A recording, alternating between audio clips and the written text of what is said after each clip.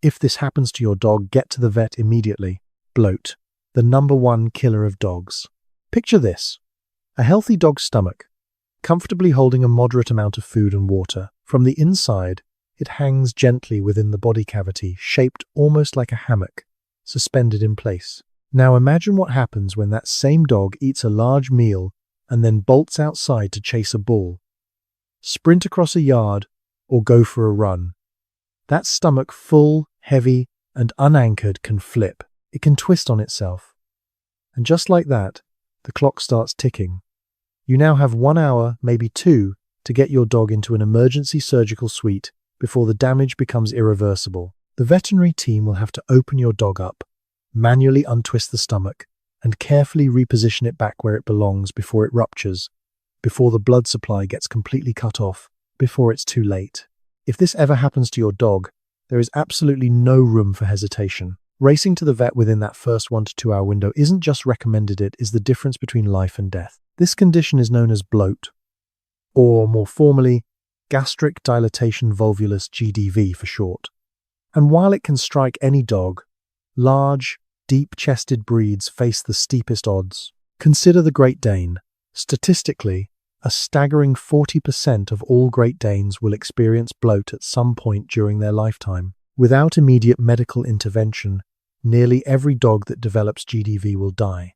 That's not an exaggeration, that's the reality of this condition. Other breeds with a significantly elevated predisposition include St. Bernards, Weimaraners, German Shepherds, Irish Setters, Gordon Setters, Standard Poodles, Basset Hounds, Doberman Pinschers, and Old English Sheepdogs.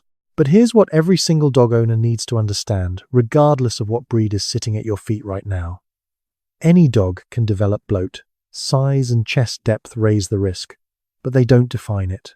Recognizing the signs. So, how do you know if your dog is bloating? What does it actually look like in real time?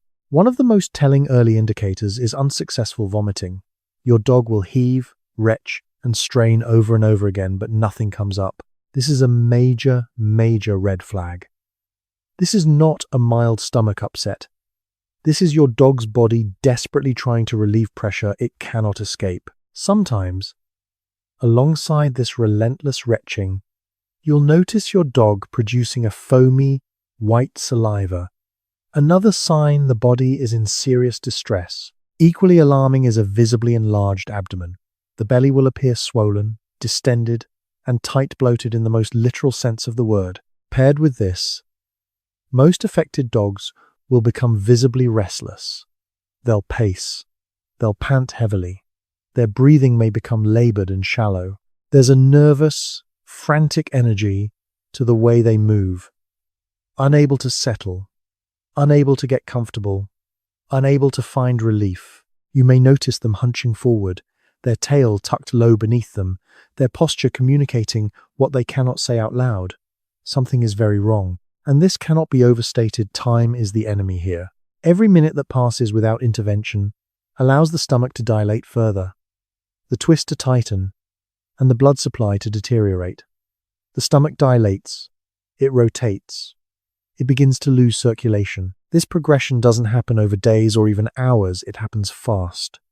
You need to be sharp. You need to know these signs cold, because recognizing them quickly could be the single most important thing you ever do for your dog.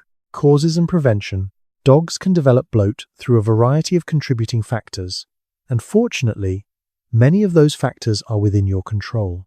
Exercise immediately after eating is one of the most well-documented risk factors. When a dog consumes a large meal or a large volume of water, and then engages in vigorous physical activity, the conditions become dangerously favorable for the stomach to shift out of position. Veterinary guidance consistently recommends waiting at least 2 full hours after a meal before allowing your dog to engage in any strenuous exercise. Similarly, it's best to offer water in small to moderate amounts and to limit drinking in the 30 minutes leading up to heavy activity. Meal frequency matters enormously. Dogs that are fed only once a day carry twice the risk of bloating compared to dogs fed 2 smaller meals throughout the day. Spreading out food intake reduces the sheer volume in the stomach at any one time, and that reduction in volume directly lowers risk. Eating speed is another critical factor.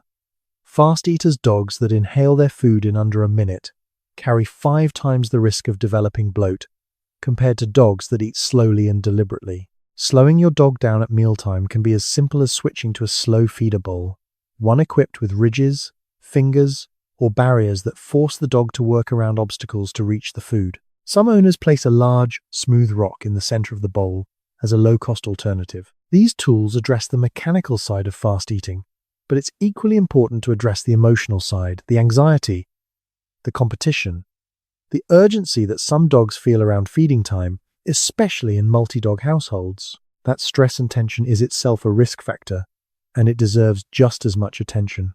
Diet composition plays a role as well. Dogs fed exclusively dry kibble, particularly kibble that lists fat or oil among the first 4 ingredients, have been shown to face an elevated risk of bloat. This is one more reason to invest in high-quality nutrition for your dog, food that genuinely supports their health rather than simply filling the bowl. For dogs belonging to high-risk breeds, some veterinarians recommend a preventive surgical procedure called a gastropexy. During this surgery, the vet opens the abdomen and physically attaches the stomach to the body wall, essentially anchoring it in place so that it cannot rotate in the future. It's a proactive step that many owners of Great Danes, Weimaraners, and other high-risk breeds choose to take. Finally, a word on finances. GDV emergency surgery is expensive. The cost can be significant. And in a crisis moment, the last thing you want is to be making life or death decisions based on what you can or cannot afford. Pet insurance exists for exactly this reason.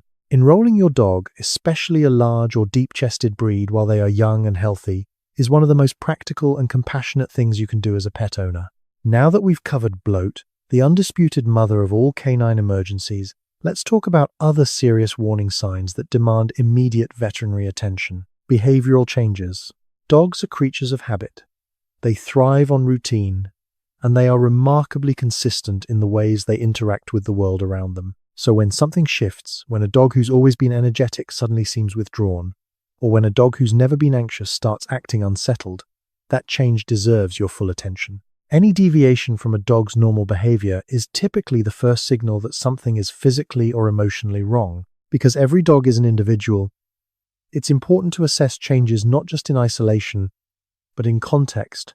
How significant is the shift, and over what period of time did it develop? For instance, if your dog, who normally bounces off the walls, has suddenly started sleeping far more than usual and showing little interest in the activities they normally love, don't brush it off. Take them in, get them checked. What seems like laziness might be the earliest whisper of something serious. Loss of appetite. Under ordinary circumstances, dogs are enthusiastic, even relentless eaters. They'll clean their bowl in seconds, hover around the kitchen hoping for scraps, and, let's be honest, eat things that were never meant to be food in the first place. That's just dogs being dogs, which is exactly why a dog who is eating less or who has stopped eating altogether is a dog who is trying to tell you something. A loss of appetite is not something to wait out. It can be a symptom of a wide spectrum of conditions: infection, intestinal parasites, gastric disease, diabetes, and in more serious cases, cancer. If your dog skips a meal without any obvious explanation, pay close attention. If it continues, call the vet. Abnormal or excessive panting. Every dog pants. After a run through the park on a hot summer afternoon, panting is normal. It's how dogs regulate their body temperature. But when panting persists after rest, when it appears in cool or calm environments, when it sounds harsher or more labored than usual, or when it seems to come out of nowhere for no identifiable reason, that's when it becomes a red flag.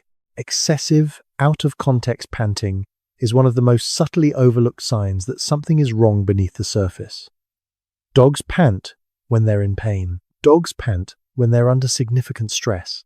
If you've ever watched your dog during a thunderstorm or a 4th of July fireworks display, you've probably seen this firsthand, that anxious, rapid, almost frantic breathing that doesn't stop until the source of fear does. When that kind of panting shows up without an obvious trigger, a vet visit is the right call. Excessive licking or grooming of a specific area.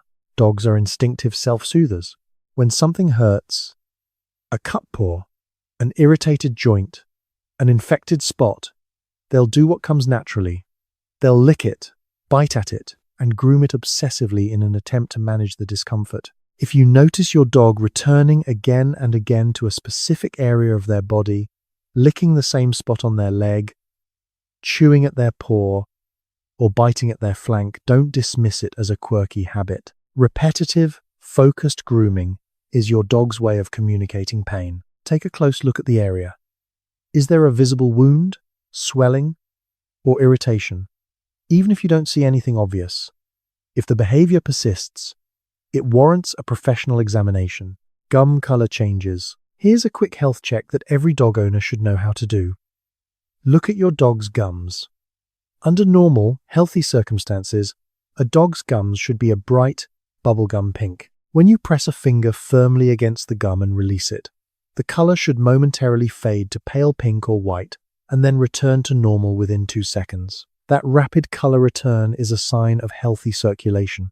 Now, if those gums are not pink, if they look pale, white, blue, or an alarming bright red, your dog may be facing a serious medical crisis. Pale or white gums typically signal blood loss or severely compromised circulation.